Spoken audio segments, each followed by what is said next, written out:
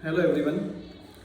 ऐसा एक थॉट है कि बेसिक्स ऑफ जीएसटी के बारे में एक सीरीज ली जाए जिसमें बैकग्राउंड से लेके अलग अलग सेक्शंस जीएसटी के हैं उसका थोड़ा सिंप्लीफाइड वे में एक्सप्लेनेशन दिया जाए जो कि यूज़फुल हो सकता है कॉमर्स स्टूडेंट्स के लिए, सीए करने वाले स्टूडेंट्स के लिए, लॉ स्टूडेंट्स के लिए और कुछ लेमेन्स के लिए, चार्टर्ड अकाउंटेंट्स के लिए भी ये यूज़फुल हो सकता है। तो इसी थॉट की वजह से एक सीरीज मैं आज से शुरू कर रहा हूँ जिसका नाम है बेसिक्स ऑफ जीएसटी।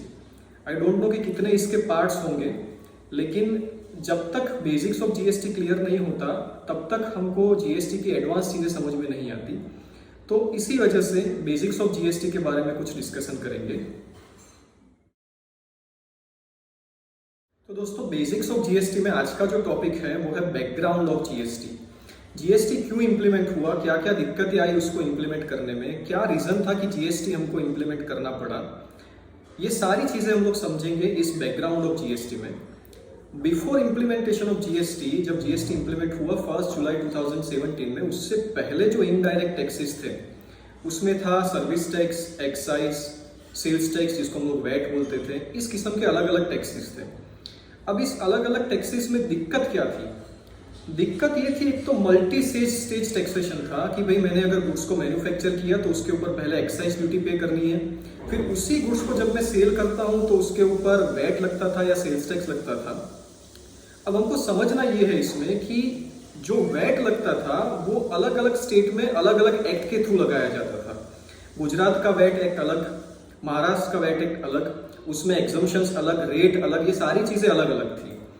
तो जितने भी डेवलप्ड कंट्रीज हैं जो जीएसटी फॉलो करती थी उसमें सभी स्टेट्स में या तो फिर सभी चीजों के ऊपर, सभी ट्रांजैक्शंस के ऊपर गुड्स और सर्विसेज को पैरेलल ट्रीट करके एक सिंगल टैक्स लगाया जाता था जिसको हम लोग बोलते हैं गुड्स एंड सर्विसेज टैक्स। तो इंडिया को भी इसी डायरेक्शन में जाना था कि भाई गुड्स और सर्विसेज को हम लोग पैरेलल ट्रीट करें, अलग अलग स्टेट में सेल्स टैक्स के रेट, एग्जम्पशन वगैरह अलग अलग ना हो, वन नेशन वन टैक्स को हम लोग फॉलो करें। तो ये पर्पस था जीएसटी को इंप्लीमेंट करने में। अब इसको इंप्लीमेंट करने में क्या दिक्कतें हमको फेस करनी पड़ी? तो जो पर्पस है वो ये है कि भाई गुड्स है या तो फिर सर्विसेज है, दोनों को मैं पैरेलल ट्रीट करूं। अब दोनों को पैरेलल ट्रीट करने में दिक्कत क्या है? दिक्कत ये है, हम लोग थोड़ा कॉन्स्टिट्यूशन का डिस्कशन करते हैं जिसकी वजह से ये चीजें हमारे लिए क्लियर हो जाए। दिक्कत ये थी इसमें कि आप सबको पता होगा कि आर्टिकल 1 ऑफ द कॉन्स्टिट्यूशन हमको बोलता है कि India is union of states, मतलब कि स्टेट्स का यूनियन है इंडिया। ये इंडिया की डेफिनेशन है under article 1 of the constitution. अब आर्टिकल 246 ऑफ द कॉन्स्टिट्यूशन अगर आप देखो तो उसमें पार्टीशन ऑफ पावर्स की बात की है कि इतनी चीजों के ऊपर एक्ट बनाने का पावर है सेंट्रल गवर्नमेंट के पास, इतनी चीजों के ऊपर एक्ट बनाने का पावर है स्टेट गवर्नमेंट के पास, और एक कॉन्करेंट लिस्ट भी है जिसमें दोनों के पास पावर है कि वो एक्ट बनाए। लेकिन अगर उसमें सेंट्रल गवर्नमेंट ने अपना एक्ट बनाया है तो वो स्टेट गवर्नमेंट के एक्ट को सुपरसीड कर देगा। इसको हम लोग बोलते हैं कॉन्करेंट लिस्ट। तो आर्टिकल 246 जो बात कर रहा है पार्टीशन ऑफ पावर्स की, उसके अंडर में है शेड्यूल 7 जिसमें यूनियन लिस्ट है, स्टेट लिस्ट है और कॉन्करेंट लिस्ट है। अब जो प्रोविजन ऑफ सर्विस वाली एंट्री है वो यूनियन लिस्ट में है, जो एक्साइज वाली एंट्री है वो यूनियन लिस्ट में है। लेकिन अगर सेल ऑफ गुड्स की अगर हम लोग बात करें तो एंट्री नंबर 54 है स्टेट लिस्ट में। मतलब कि सिर्फ स्टेट गवर्नमेंट के पास पावर थी कि जो भी सेल ऑफ गुड्स होगा उसके ऊपर टैक्स सिर्फ और सिर्फ स्टेट गवर्नमेंट लगा सकती है। अब सर्विस है सेंट्रल लिस्ट में, गुड्स है स्टेट लिस्ट में। अब जीएसटी में मुझे दोनों को करना है पैरेलल, तो किसी एक गवर्नमेंट को अपने पावर्स को फर्गो करना पड़ेगा, अपने पावर्स को सेक्रीफाइस करना पड़ेगा। अब वो सेक्रीफाइस कौन करेगा? That was the biggest question. None of the governments were ready to sacrifice their powers. तो इसकी वजह से इतनी दिक्कतें आई हमको जीएसटी को इंप्लीमेंट करने में।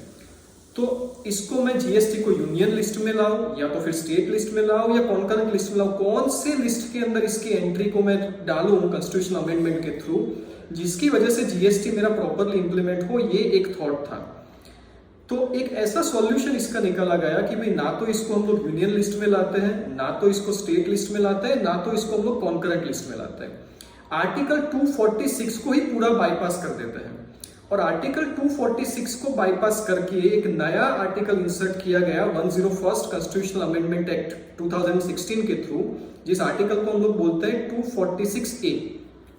246A आर्टिकल के अंदर ऐसा लिखा गया कि भाई जो intra state supply of goods और सर्विसेज और बोथ है, उसमें सेंट्रल गवर्नमेंट और स्टेट गवर्नमेंट दोनों के पास पावर रहेगा कि वो टैक्स इंपोज कर सके, जिसको हम लोग जीएसटी बोलेंगे। और अगर इंटर स्टेट सप्लाई है गुड्स या सर्विसेज का, तो उसके अंदर सिर्फ सेंट्रल गवर्नमेंट के पास पावर है कि वो एक्ट बनाए जिसमें ये जीएसटी लगेगा। तो intra state supply of goods और सर्विसेज और बोथ के लिए दोनों गवर्नमेंट को पावर दी गई, सेंट्रल को एज वेल एज स्टेट को, कि वो अपना एक्ट बना सकते हैं। और अगर इंटर स्टेट है तो उसके लिए सिर्फ सेंट्रल गवर्नमेंट के पास पावर रखा गया कि वो अपना एक्ट बना सकते हैं। इस चीज को हम लोग याद रखिए कि ये आर्टिकल 246 के अंडर में किसी भी लिस्ट में नहीं था। ये आर्टिकल 246 को बाईपास करके नया आर्टिकल इंसर्ट किया गया 246A, जिसके अंदर ये चीजें मेंशन की गई। अब आगे हमको ये समझना है कि सेंट्रल और स्टेट गवर्नमेंट दोनों के पास पावर तो आ गई कि वो intra state supply of goods और सर्विसेज के ऊपर एक्ट बना सकते हैं अपने। लेकिन इसकी वजह से क्या होगा कि एक ही ट्रांजैक्शन के ऊपर सेंट्रल गवर्नमेंट भी टैक्स लगाएगी और स्टेट गवर्नमेंट भी टैक्स लगाएगी। तो एक ही ट्रांजैक्शन के ऊपर अगर सेंट्रल का और स्टेट का दोनों का टैक्स लगेगा, तो हो सकता है कि भाई एक स्टेट अपना टैक्स अलग तरीके से लगाए, अलग अलग एग्जम्पशन दे, अलग अलग रेट एप्लीकेबल करे। तो ये चीज ना हो, उसकी वजह से क्या करेंगे हम लोग, इसका सॉल्यूशन क्या निकलेगा? तो उसका सॉल्यूशन निकालने के लिए कॉन्स्टिट्यूशन अमेंडमेंट एक्ट, जो 101 कॉन्स्टिट्यूशन अमेंडमेंट एक्ट है, उसके अंदर एक आर्टिकल इंसर्ट किया गया 279A।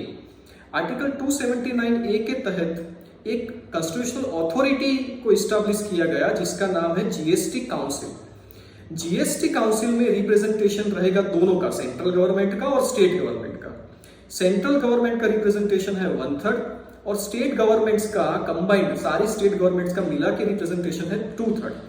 और उसमें कोई भी डिसीजन या रिजोल्यूशन पास करना है तो वो 3/4 मेजोरिटी से वो रिजोल्यूशन पास करवा सकते हैं। ऐसी प्रोविजन की गई है आर्टिकल 279A में। अब ये जीएसटी काउंसिल का काम क्या है? जीएसटी काउंसिल का काम ये है कि वो रेकमेंडेशन दे गवर्नमेंट्स को कि रेट कितना रखा जाए, एग्जम्पशन किस तरीके से दिया जाए, रजिस्ट्रेशन का थ्रेशोल्ड लिमिट कितनी रखी जाए, ये सारी चीजों का जो डिसीजन है उसका रेकमेंडेशन करेगी जीएसटी काउंसिल। और जीएसटी काउंसिल के रेकमेंडेशन के बेस पे ये सारी चीजें सेंट्रल गवर्नमेंट और स्टेट गवर्नमेंट्स तय करेगी। तो जीएसटी काउंसिल के ऊपर बेस्ड है पूरा जीएसटी एक्ट, उसके रेकमेंडेशंस के ऊपर बेस्ड है पूरे जीएसटी एक्ट्स। अब वापस आ जाते हैं आर्टिकल 246A में, कि जिसमें इंट्रा स्टेट के ऊपर दोनों को पावर दिया गया, सेंट्रल गवर्नमेंट को as well as state governments को, कि वो अपने एक्ट बनाए।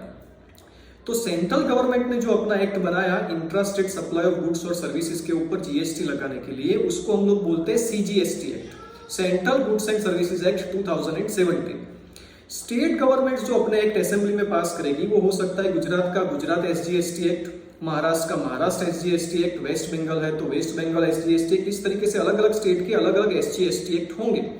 लेकिन जितने भी एसजीएसटी एक्ट होंगे वो सारे के सारे एक जैसे होंगे, और जो भी एसजीएसटी एक्ट होंगे वो सीजीएसटी एक्ट की रेप्लिका ही होंगे। जैसे सीजीएसटी एक्ट में सेक्शन 7 में सप्लाई की डेफिनेशन दी गई है, तो एसजीएसटी एक्ट में भी सेक्शन 7 में सप्लाई की डेफिनेशन होगी। सेक्शन 9 चार्जिंग सेक्शन है एसजीएसटी में, तो सीजीएसटी में भी सेक्शन 9 चार्जिंग सेक्शन ही होगी। सारी की सारी सेक्शन एक जैसी, सारी की सारी ट्रीटमेंट एक जैसी।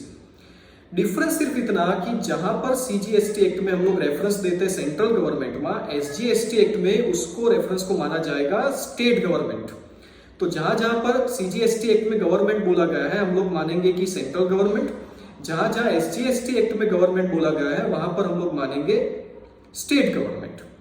अब दोनों एक साथ एक ही ट्रांजैक्शन के ऊपर टैक्स लगाएंगे तो इसमें किस तरीके से टैक्स लगेगा? मान लीजिए मैं किसी रेस्टोरेंट में जा रहा हूं और वहां पर फूड मैंने ऑर्डर किया, तो मान लीजिए 5% का जीएसटी का रेट है, तो 5% के जीएसटी के रेट में 2.5% सीजीएसटी जो सेंट्रल गवर्नमेंट के पास जाएगा, 2.5% एसजीएसटी जो कि स्टेट गवर्नमेंट के पास जाएगा। तो एक ही ट्रांजैक्शन के ऊपर दोनों टैक्स लगाएंगे। जो हम लोग बात कर रहे हैं इंट्रा स्टेट की, अगर यही ट्रांजैक्शन इंटर स्टेट में है तो 5% जो भी टैक्स लगेगा उसको हम लोग बोलेंगे IGST, integrated goods and services tax. तो सीजीएसटी मतलब सेंट्रल जीएसटी, एसजीएसटी मतलब स्टेट जीएसटी, और आईजीएसटी जो लगेगा वो पावर है सिर्फ सेंट्रल गवर्नमेंट के पास, उसको हम लोग बोलते हैं इंटीग्रेटेड जीएसटी। और सारा रिकमेंडेशन आएगा जीएसटी काउंसिल के पास से। अब इसकी वजह से क्या बेनिफिट होगा? तो बेनिफिट ये होगा कि पहले जो अलग अलग टैक्सेस थे हमारे पास, अलग अलग टैक्सेस को सब्स्यूम कर दिया गया एक ही टैक्स में, जिसको हम लोग जीएसटी बोलते हैं।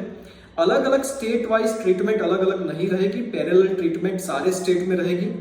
और गुड्स और सर्विसेज को पैरेलल ट्रीट करेंगे। मेरी कोई शॉप है और मैं वहां से गुड सेल कर रहा हूं, या तो मेरी ऑफिस है जहां से मैं कोई सर्विस दे रहा हूं, दोनों को पैरेलल ट्रीट किया जाएगा। और इसको पैरेलल ट्रीट करने के लिए एक नेटवर्क बनाया गया जिसको हम लोग बोलते हैं goods and services tax network. तो जो जीएसटीएन है, goods and service tax network, ये एक नॉट फॉर प्रॉफिट कंपनी है जिसमें 49% होल्डिंग गवर्नमेंट के पास है और 51% होल्डिंग जो है वो नॉन बैंकिंग कंपनीज के पास है, जैसे हो गया हमारा HDFC, ICICI, LIC housing etcetera, इनके पास 51% होल्डिंग है इसका। इस तरीके से जीएसटीएन बना। जीएसटीएन का काम है कि पूरे आईटी नेटवर्क को मैनेज करना। रिटर्न एक ही जगह से फाइल होंगे, रजिस्ट्रेशन की एप्लीकेशन एक ही जगह से ऑनलाइन होंगी, ये सारी चीजें थ्रू पोर्टल, जीएसटी पोर्टल, ये सारी चीजें मैनेज होगी। इसकी वजह से क्या सिंप्लिसिटी हम लोग अचीव कर सकते हैं, ये अचीव कर सकते हैं कि भाई मुझे डिपार्टमेंट में जाने की जरूरत नहीं है, सारी चीजें ऑनलाइन हो सकती है। तो जीएसटी इंप्लीमेंट करके हम लोगों ने अचीव क्या किया, या तो फिर क्या अचीव करने का टारगेट था? अचीव ये किया हमने कि अलग अलग स्टेट में जो अलग अलग ट्रीटमेंट थी गुड्स के सेल के रिलेटेड, वो एक पैरेलल हो जाएगी। गुड्स और सर्विसेज की ट्रीटमेंट पैरेलल होगी। एक कॉमन पोर्टल मिला कि जिसके ऊपर रजिस्ट्रेशन हो सकता है, जिसके ऊपर रिटर्न फाइलिंग हो सकता है, जिसके ऊपर और एप्लीकेशंस की जा सकती है, जिसके अंदर अपील फाइल की जा सकती है, सारी चीजों का एक पोर्टल हमको मिल गया। दूसरा, सीमलेस फ्लो ऑफ क्रेडिट। अब ये सीमलेस फ्लो ऑफ क्रेडिट क्या है, इसको एक एग्जांपल के थ्रू हम लोग समझते हैं कि भाई अगर पहले मैं कोई कैपिटल गुड्स परचेस कर रहा हूं तो उसके ऊपर मैंने एक्साइज पे की है। अब ये जो मैंने एक्साइज उसके ऊपर पे की है, उसको यूज करके मैंने कोई नया गुड्स मैन्युफैक्चर किया। वो नया गुड्स मैन्युफैक्चर करने के बाद जब मैं उसको सेल करता हूं तो उसके ऊपर मैं वैट पे करता हूं। मल्टी टैक्स स्ट्रक्चर है, मल्टीपल स्टेजेस के ऊपर इसके ऊपर टैक्स लगता है। अब मान लीजिए कि उसी फैक्ट्री में मैंने किसी चीज की सर्विस ली है जिसके ऊपर मैंने सर्विस टैक्स पे किया है, तो जो मैंने वैट आउटपुट पे किया है उसके सामने सर्विस टैक्स की क्रेडिट में सेट ऑफ नहीं कर सकता था, या वाइस वर्सा, दोनों चीजें पॉसिबल नहीं थी। अब क्या हो सकता है कि भाई जो भी मैंने इनपुट परचेस किए, कैपिटल गुड्स है या तो फिर सर्विसेज है, वो अगर इंट्रा स्टेट है तो उसके ऊपर सीजीएसटी और एसजीएसटी लगा होगा, और जो मैं सप्लाई कर रहा हूं उसके ऊपर भी सीजीएसटी, एसजीएसटी तो आईजीएसटी कुछ भी लगा होगा। तो सीजीएसटी को एसजीएसटी के सामने मैं सेट ऑफ नहीं कर सकता, एसजीएसटी को सीजीएसटी के सामने सेट ऑफ नहीं कर सकता। बाकी काफी किस्म के सेट ऑफ हो सकते हैं, बाकी सारे किस्म के सेट ऑफ हो सकते हैं। तो एक सीमलेस फ्लो ऑफ क्रेडिट का जो हमारा पर्पस है वो सर्व हो गया। इसको हम लोग डेस्टिनेशन बेस्ड टैक्सेशन बोलते हैं। डेस्टिनेशन बेस्ड टैक्सेशन क्यों बोलते हैं, उसके ऊपर अलग से मैं एक वीडियो भी लूंगा इसी सीरीज के अंदर कि किस तरीके से डेस्टिनेशन बेस्ड टैक्सेशन को हम लोगों ने अचीव किया है इसमें। बट डेस्टिनेशन बेस्ड टैक्सेशन का मतलब ये होता है कि जिस स्टेट में कंजम्पशन ज्यादा होता है वहां पर टैक्स ज्यादा एक्यूमुलेट होगा, वहां की गवर्नमेंट को टैक्स ज्यादा मिलेगा। ये होता है डेस्टिनेशन बेस्ड टैक्सेशन, उसको भी हम लोगों ने अचीव किया। अब जो क्रेडिट सेटलमेंट है वो किस तरीके से होता है कि मेरे लिए अगर आईजीएसटी है, सीजीएसटी है और एसजीएसटी है, तीन चीजों की मेरे पास क्रेडिट है, तो आईजीएसटी का सेट ऑफ, इनपुट आईजीएसटी का सेट ऑफ मैं आउटपुट आईजीएसटी के सामने कर सकता हूं, आउटपुट सीजीएसटी के सामने कर सकता हूं, आउटपुट एसजीएसटी के सामने कर सकता हूं। इनपुट सीजीएसटी मेरा जो है उसको मैं सेट ऑफ आउटपुट सीजीएसटी के सामने, आउटपुट आईजीएसटी के सामने कर सकता हूं। इनपुट एसजीएसटी जो मेरा है उसका सेट ऑफ मैं आउटपुट एसजीएसटी के सामने कर सकता हूं, आउटपुट आईजीएसटी के सामने कर सकता हूं। सिंपल सा मतलब यह है कि input CGST cannot be set off against output SGST, और input SGST cannot be set off against the output CGST. CGST SGST दोनों अलग अलग स्टेट्स के रेवेन्यू है, तो उसको एक दूसरे के सामने हम लोग सेट ऑफ नहीं कर सकते। बाकी सारे किस्म के सेट ऑफ यहाँ पर हो सकता है। तो इन चीजों को अचीव करने के लिए स्टेट वाइज अलग अलग हमारे पास रेट्स ना रहे, स्टेट वाइज अलग अलग ट्रीटमेंट ना रहे, गुड्स और सर्विसेज को पैरेलल हम लोग ट्रीट कर पाए, इस वजह से ये जीएसटी इंप्लीमेंट हुआ है। और जीएसटी इंप्लीमेंट करने की वजह से मैं गुजरात में काम करूं या महाराष्ट्र में काम कर दूं, इसमें टैक्सेशन के पॉइंट ऑफ व्यू से कोई डिफरेंस ना आए, इसको अचीव करना, वन नेशन वन टैक्स को अचीव करना, ये पर्पस था। अब इस पर्पस को आगे कितना हम लोग अचीव कर पाए, किस तरीके से एक्ट बने, किस तरीके से काम करते हैं, ये सारी चीजें हम लोग नेक्स्ट सेशन में डिस्कस करेंगे, जो होगा लेवी एंड कलेक्शन के बारे में। इसका मैं एक्सप्लेनेशन दूंगा आपको नेक्स्ट सेशन में। Thank you very much.